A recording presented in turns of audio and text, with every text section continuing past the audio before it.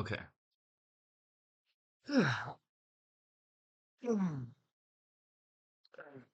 I never really record myself, so I'm trying to get more used to seeing myself on camera because it's weird for me. Not gonna lie. It's definitely a strange feeling. Um, so I want to talk about um the concept of God and devil. So the big difference, put simply, that I've learned is that God is the a creator or the creator, right? Satan is the recreator. When you decide that something bad happens to you and you decide to react to it, you're essentially recreating something that's already been created. Someone came up and decided to be rude, and your recreation of it is, I'm going to be rude back. Whilst the God would be a creator, meaning they create something new. So when someone comes up and says something rude, instead of reacting to it, you respond to it with something new. You turn what they have given you that's facing down and you simply turn it upwards. Like you either laugh it off or you um think of a way to you'll get better at it as you practice, but you can think of a way to turn that ugh into something pleasant. And some people call this killing with kindness, but it doesn't always have to manifest in that exact kind of way. The key, the point, isn't how you respond and make them feel. That isn't the goal. Because if you're worried about how they're going to feel in your response, you're essentially recreating. Because you're trying to make change what with their negativity of thought, and you're trying to change what they're thinking so that they'll give you something different. And that isn't how it works. It's all about you and how you can respond to it. And if you can do well in not letting the negativity reach inside of you, because you created a new force. Because that darkness, right, is darkness. It's not light. It's trying to put darkness inside of you, but you create something new that's called the light. And light will shine and destroy the darkness. Darkness can't destroy light. Light destroys darkness. And so that's the difference between God and the devil. And it isn't just a kind of a coincidence or like a basic elementary interpretation. That is infinitely true. It is so deeply true in every aspect of our lives that if you reject that, you're going to lose because there is no denying the fact that darkness doesn't cover the light. Light covers darkness. And if your light is being dominated by darkness, then you aren't creating real light. You're creating simulated versions of light.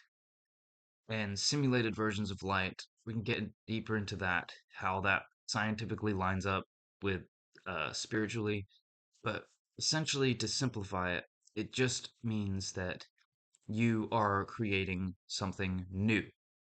And when you create new things, let's say something bad happened to you or someone said something mean, and the way you defeat it is by being that godly thinker, that godly man or a godly woman, whatever you want to call it, you are radiating love or positivity. It doesn't have to necessarily be smiles and fake happiness. No, sometimes radiating love might look like, uh, kind of unpleasant to other people. They might not even understand why you're doing what you're doing. But the point is that your intention is fully aware that it is finding peace. And in order to find true peace, you can't try to push away bad things because that is reacting to those bad things. Essentially, when the bad things show up, you exercise those negative emotions or those demons by just letting them be. And when you let it be, You're not no longer trying to control that which already exists. When you let it be, you're able to free yourself to create something new because you're no longer a tyrannical control freak trying to make the world just where you want it and just how you see it. You're being a lover. And the reason that being a lover is so important isn't just so that you can feel happy and be fakely happy all the time. It's because inside of you, there are two beings. It isn't just the one, me. I am not just one person. I am actually two. I am the feeler and the thinker. Essentially, that's all we experience, our feelings and thoughts. And those are the first two dimensions of reality. And through the feeling and thought creates, when you twist them together, creates a third reality. And that third is the outside physical world. Now, one step back, remembering that there is two sides to one person. There is how they think and how they feel. And this manifests in many ways. And the way that we're going to describe it is our left and right hemispheres, because we have our left and our right. And in the ancients, always described as the left brain as the masculine and the right brain as the feminine. Or you could describe it as the front of the brain, which is the conscious mind, and the back of the brain, which is the subconscious mind. The conscious mind essentially is the head or the leader or the male, and the subconscious mind is essentially uh, the one that is submissive or the female or the like kind of subjective. The male, the conscious mind is always awake, and the subconscious mind is always asleep. So, being awake during the day, your conscious mind is the head. It's the one that leads you throughout every decision of your days. And these two coexisting beings create you. And so, essentially, within you, there's a love story going on. And most people don't see it this way because they don't quite understand that there is a love story going on. And you're trying to meet yourself rather than control the world on the external. You're trying to meet yourself on the internal. And when you can finally find a balance between the two, between your thoughts and your feelings, you will be able to create a world for you that is at peace. No matter what happens externally or what comes at you, you'll be at peace, even if terrible things happen. If you master yourself and you can have this loving relationship with yourself, then you will essentially be a winner, a a, a master of your reality.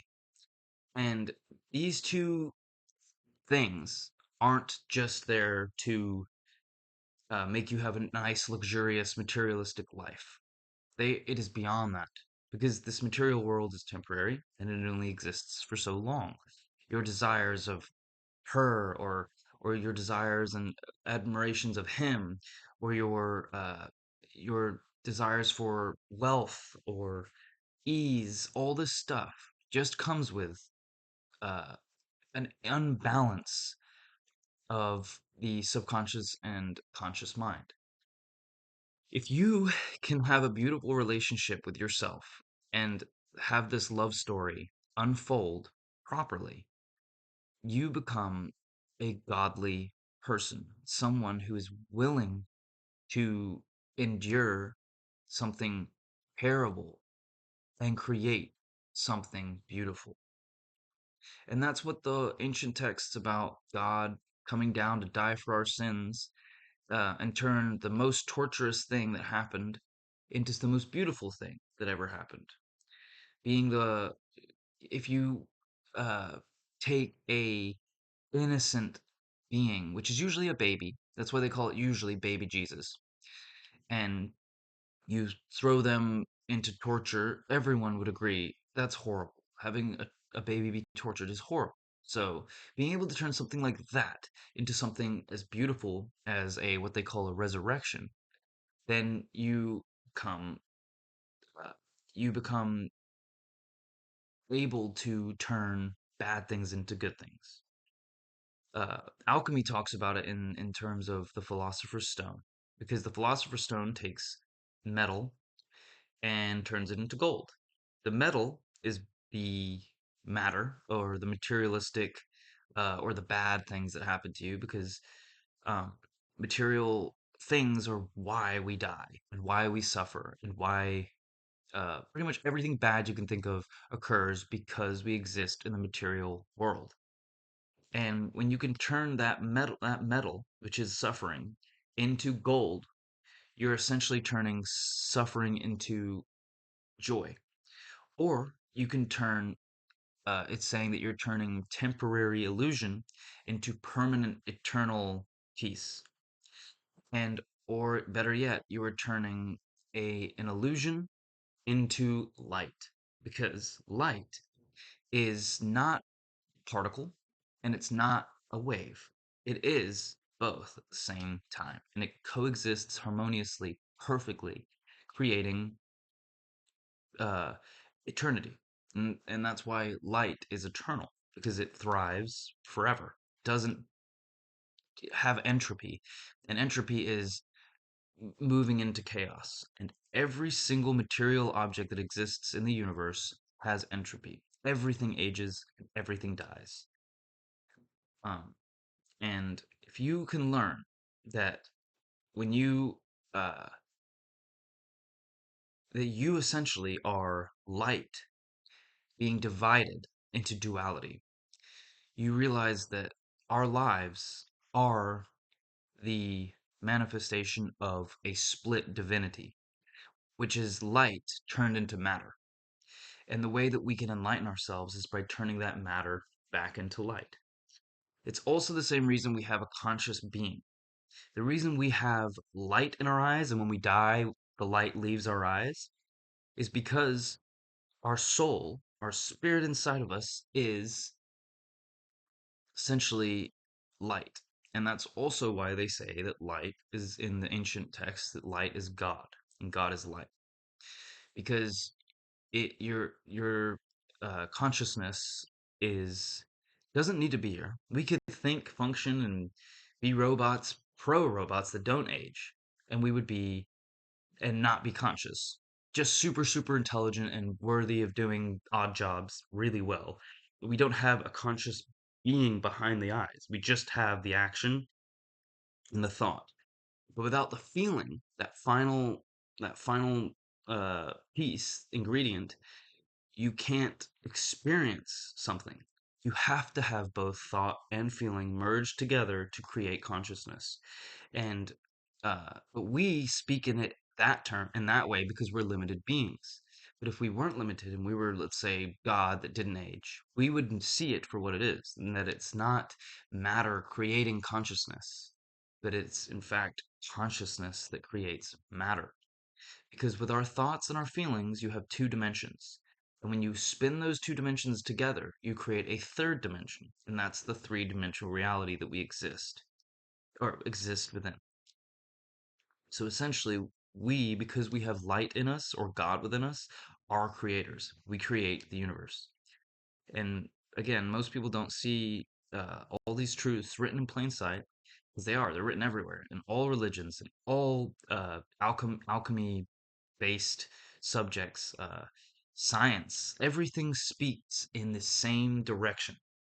And it's just interpreted slightly differently. Like science is all about the materialistic pattern of evidence, and it ignores the non-physical because it you can't use non-physical as evidence, and science is evidence. So science thinks that they have evolved and have one above us all, when in reality they're looking so close into it they can't even see the whole picture.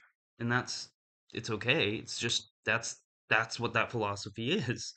It's but if you're not self-aware of it, that's when you become a fool. But if you're willing to say, yes, scientifically speaking, this or that, then yes. But most people take that and make it their religion. And they think, what? Evidence is my religion. What's the big whoop? That's not religion. That's not belief. That's fact.